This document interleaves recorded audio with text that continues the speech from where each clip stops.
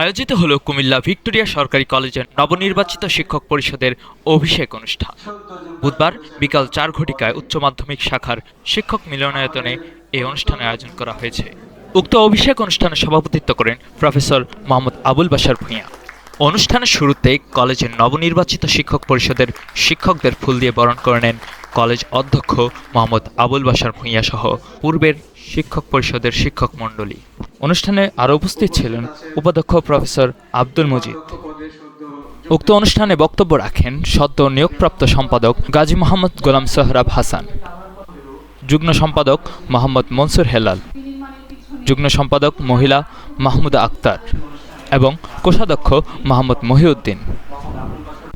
সম্পাদকের বক্তব্যে গাজী মোহাম্মদ গোলাম সোহরাব হাসান বলেন, দীর্ঘদিন পরে হলেও শিক্ষক পরিষদের নির্বাচনের মাধ্যমে নতুন শিক্ষক পরিষদ গঠন করা হয়েছে। এজন্য সকল শিক্ষকদের প্রতি তিনি কৃতজ্ঞতা জ্ঞাপন করে নতুন শিক্ষক পরিষদের সদস্যদের সার্বিক সহায়তার জন্য আহ্বান জানান। আমি একাধিকবার আপনাদের কাছে যাওয়ার সুযোগ হয়েছে এবং এই যে পাওয়া, এবং আমি মনে করি সবাই আমাকে মন থেকে ভালোবাসে। সর্বশেষ পূর্বের শিক্ষক পরিষদের শিক্ষকদের বিদায়ী বক্তব্যের মধ্য দিয়ে উক্ত অনুষ্ঠানের পরিসমাপ্তি ঘোষণা করা হয়।